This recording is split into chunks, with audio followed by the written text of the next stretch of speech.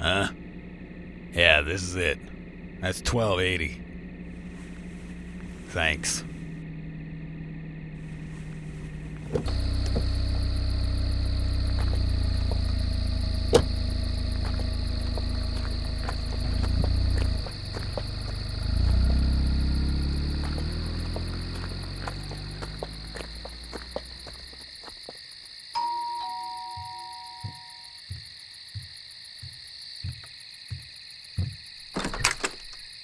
Welcome, welcome. Please, come in. Any trouble making your way here? No, that's good to hear.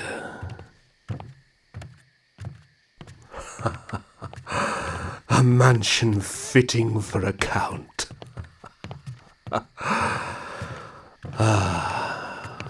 The days of living in large castles has long since passed. In the modern era, it is simpler to keep it small scale. Thank you. I will let my friend know when he returns that you liked his home. And this is the dining room. Please, make yourself comfortable while I get you a drink. As for dinner, I have made an Indian chole aloo tikki. I do hope it's to your liking. I had just finished plating it on the table when you had arrived. Good, yes? Excellent. Well, I did state before that I can eat and drink, mostly just to keep up appearances, but I do enjoy the flavor and texture of food, as well as the magnificent wines that have been made throughout the centuries. Yet, I still need blood vitae in order to sustain my unique abilities and life, as it were. A life lived through a lonely path, one where most people that I choose to get close to, well, let's just say that I make it my duty to remember them.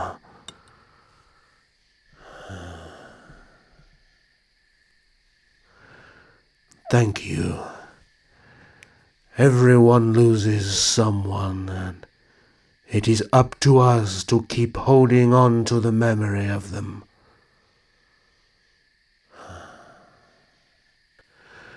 For you to stay friends with me after telling my origin will be held dearly, and still willing to hear the rest. As promised, I shall finish this tale of mine where we left off. Yes. I was ushered into the front of the castle, where a carriage awaited. Lilith bid me farewell, and stated she would follow soon after. Once I sat down inside, the whip cracked at the horses to pull us along our journey back to my home. Peering out of the window, I counted 3 servants, all masked and with a presence of darkness that chilled me to my very core. Quickly, we had travelled through the forest almost soundlessly. I had also noticed how strangely quiet and isolated the forest was. Seeing no sign of the Turks as we travelled, I noticed the servants would disappear for small moments of time. I could only surmise that the servants were scouting the area, and if they were as good as Lilith said, then they were also taking out any forces along the way. Upon arriving at my castle, I was greeted by my generals and staff. They were relieved to know I had returned safely, and in time for what was reported to them just hours ago. My generals informed me that a few scouts had located several dozen Turk encampments surrounding the castle. However, when they asked if I was able to ascertain possible reinforcements, they grew wary of Lilith's servants as they stood behind me. I reassured my men that reinforcements were coming soon after, but not to be afraid of the help that was with me, as they were able to bring me back safely through the perimeter that the Turks were stationed at around the castle. Quickly, I had ordered for the refugees to take shelter within the monastery basement, as my soldiers prepared for the attack that I felt could come at any moment. At dusk, the Turks sounded out their horns for a synchronized assault, as well as to put fear into those that stood against them. Like a summer storm, the Turks' forces charged in to overwhelm the Tepes castle, but my army held steadfast within. I rallied my men to hold steady as reinforcements were coming, and that they only need to focus on defense until they've arrived. Lilith's guards did their job as they deflected the aerial and ground assaults that were sent towards the castle. I was amazed at how quickly they retaliated back at the forces that broke through the defenses we had built up. However, the numerous Turks soon forced us to push back further within the castle walls.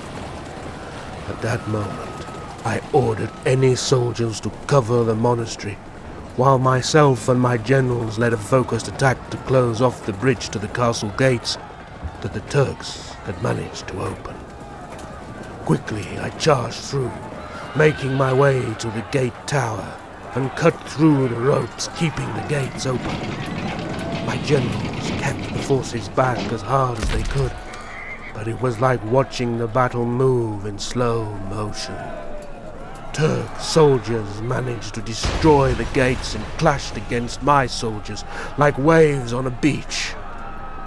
I watched as my loyal soldiers gathered at the entrance of the monastery to defend those hiding within the best as they could. My heart dropped as I fought through my enemies. My soul screamed out, begging to know where my confident Lilith was. Then, everything around me stood still as I heard her voice. She walked through to face my frozen form with the same smile she had given me last time I saw her back at her castle. I am impressed to have made it this far. I must say, you nearly had me there. Bewildered to my surroundings, I asked how any of this was possible, that she was able to freeze time itself. Yet I saw no reinforcements, and questioned what she had promised. My dear Vlad, I am the reinforcements, and this is possible if you want it. I could see how you hunger for the power to save your people, and I could provide that for you. My mind couldn't wrap around how she could offer power such as this to a mere human. I looked to those around me as everyone was frozen in place. As a prince, I knew where my duty lay. I would sacrifice my own soul to protect them. I looked to Lilith, who stood before me, waiting for me to answer.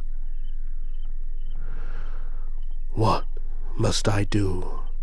What price is there to pay for granting such power? I had asked. Lilith smiled a toothy grin as she spoke. The price, as you call it, for such a generous gift is your loyalty to me when I call upon you. All you need to do is drink of my blood. She paused before me as I watched her canines extending further than what should have been normal, to needle-like points. She bit into her lip as she stepped closer towards me. The ruby pearls of blood began to bead down her chin as she leaned in, her crimson lips connecting with mine. The taste of her blood was sweet as she allowed me to drink from her lips. Moments passed, and she finally stood back, licking the small droplets that remained. The wound healed back as she looked upon me. I felt the release from the hold placed on me, falling to the ground. You may have survived the Hoya forest, but will you survive the gift of rebirth? As she spoke these words, my blood began to boil within my veins as pain coursed through my body. I felt myself begin to die as she stood over me, ever watching, waiting to see if I would live through my transformation. In just minutes, my body shut down as I reached out, taking my last breath, lying there in death's cold embrace. Yet my mind stayed intact. Wake up, my prince. That's right. Now show me. What will you do to the enemies that wish to snuff out what you fought so hard to protect? My eyes opened as my senses came back to life. The power gifted to me flowed through and enhanced my own. Getting to my feet, I stood once more.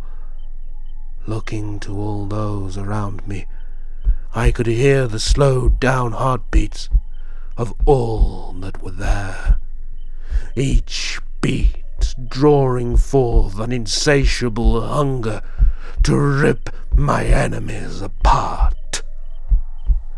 Lilith watched with feverish intent as she removed the others from the stasis she placed on them.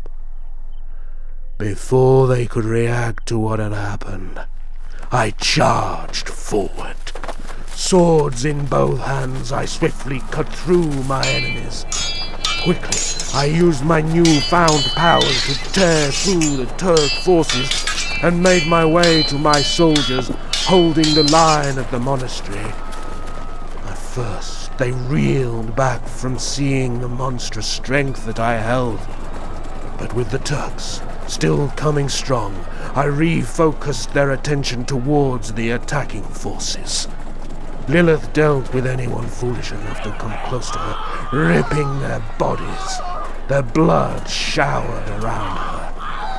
I felt her strength ebbing off as she drank from them. Lilith spoke again, but within my mind. Drink of their life force to gain the full potential of what's been gifted to you. Lilith's guards reappeared and took out the forces that got inside the castle. I knew the Turks would send their last man at us, as their honor as soldiers dictated as such.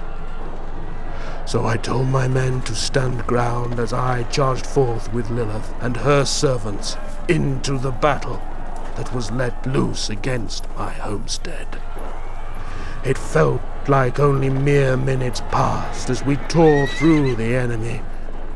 At the end of the one-sided battle, no Turks were left. The forest and the fields were stained with our enemies' blood.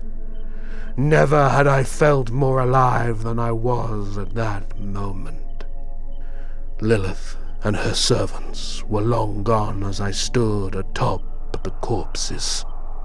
The swords fell to the ground as I began to wonder if all of this was some feverish dream. I heard her one last time within my mind. Well done, Prince of Wallachia. You have proven you're worthy of holding such abilities. Your next task is to find one other like yourself. You will know who when you find them. Farewell, for now. Looking around, I finally saw the gift she bestowed upon me. One that ended up saving my people, but also left its curse of an immortal life. Well, not a total curse. I've chosen to use my abilities in my own way, even if they were born from the darkness that cost me my own soul. I did find who I was tasked to find. Although I was surprised to know who it was. In fact, the owner of this house is the said person. My dear friend Cain was tempted just as I was by her. Unfortunately, we both have yet to locate her. I am unsure if she still exists, as no other has come forward. Yet Cain still searches. And here we are once more. The night has grown late once again. I shall take care of the dishes, but I must offer you a ride back home. I understand, but know that it is not a bother for me to take you home instead of paying for a taxi. I must thank you once again for coming by. Good night, my friend. I hope to meet up with you again once more.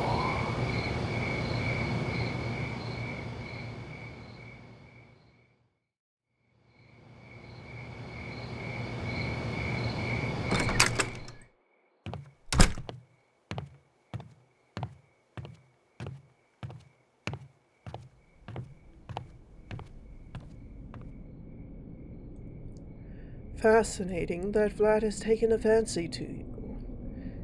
Usually he would take care of any loose ends that found out about his true nature. I wonder, you heard his entire story, yes? I'm curious, if I gave you the same offer, would you agree to become loyal to me?